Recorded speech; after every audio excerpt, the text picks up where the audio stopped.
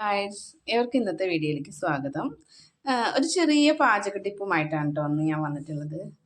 കണ്ടോ, മത്തിയാണ് കേട്ടോ. മത്തി നന്നായിട്ട് വൃത്തിയാക്കിയിട്ട് ഉപ്പും മുളകും മഞ്ഞളും പിന്നെ കുറച്ച് 2 വെളുത്തുള്ളിയുടെ അല്ലിയും പിന്നെ കുറച്ച് 2 ചുവന്നുള്ളിയും കൂടെ ചതച്ച് നമ്മൾ കായം തേച്ചെടുത്തതാണ് കേട്ടോ. കായം തേക്കുക മീൻസ് ഞങ്ങൾ പൊന്നാനിക്കാരുടെ ഭാഷയിൽ മുളകൊക്കെ പുരട്ടണേനാണ് അങ്ങനെ പറയുക.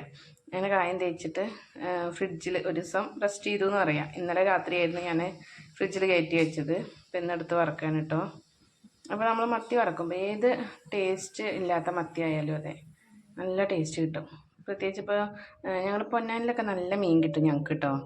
അപ്പോൾ ഇവിടെ ഷൊർണൂരാകുമ്പോൾ പിന്നെ അത്രയ്ക്ക് ഫ്രഷ് ആയതൊന്നും കിട്ടില്ല. അപ്പോൾ എനിക്ക് രണ്ടിൻ്റെ ടേസ്റ്റ് വ്യത്യാസം നന്നായിട്ട് അറിയും. അപ്പോൾ ഞാൻ ഇങ്ങനെ ചെയ്യാറാണ്. അപ്പോൾ പിന്നെ വലിയ കുഴപ്പമില്ല, ടേസ്റ്റ് കിട്ടും. ഏത് രുചിയില്ലാത്ത മത്തിയാണെങ്കിലും ഭയങ്കര ടേസ്റ്റോട് കൂടി നമുക്ക് കഴിക്കാം. അപ്പോൾ എന്താ ചെയ്യേണ്ടത് വെച്ചാൽ ഇതുപോലെ നമ്മൾ പാന് അടുപ്പത്ത് വയ്ക്കുന്നു. പിന്നെ ആവശ്യത്തിന് ഓയിൽ അപ്ലൈ ചെയ്ത് കൊടുക്കുന്നു. പിന്നെ നമ്മുടെ മത്തി ഓരോന്നോരോന്നായി അതിലേക്ക് അങ്ങനെ വയ്ക്കുന്നു. പിന്നെ നമ്മൾ ഒരു ട്രിപ്പ് കുറച്ച് മത്തി കൂടി ബാലൻസ് ഉണ്ട്, അതിൽ കൊള്ളാവുന്ന അത്രയും വെച്ചിട്ടുണ്ട്. എന്നിട്ട് നമ്മൾ എന്താ ചെയ്യേണ്ടത് വെച്ചാൽ ഇനിയാണ് നിങ്ങൾ ശ്രദ്ധിക്കേണ്ടത് കേട്ടോ. ഇതുവരെ നിങ്ങളൊക്കെ ചെയ്യുന്നത് പോലെ തന്നെ. പിന്നെ നമ്മൾ കുറച്ച് പുളി കേട്ടോ, പുളി നന്നായിട്ട് പിഴിഞ്ഞെടുത്തിട്ടുണ്ട് കണ്ടോ. അതിൻ്റെ ആ സത്ത് ഇല്ലേ, ആ ഒരു സത്ത് മാത്രം നമ്മൾ ഇതിലേക്ക് ഇങ്ങനെ ഒഴിച്ചു കൊടുക്കുക. അതിന് ചണ്ടി നമ്മൾ ഇടണ്ട കേട്ടോ, ചണ്ടിയുടെ മാറ്റി വയ്ക്കുക.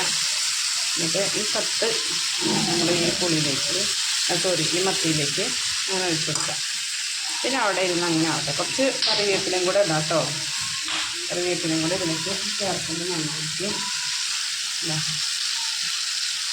കുറച്ച് കറിവേപ്പിലയും കൂടെ ഇട്ടിട്ട് നമ്മൾ എന്നത്തെയും നിങ്ങളൊക്കെ ചെയ്യുന്നത് പോലെ തന്നെ പിന്നെ ഫ്രൈ ചെയ്തെടുക്കുക.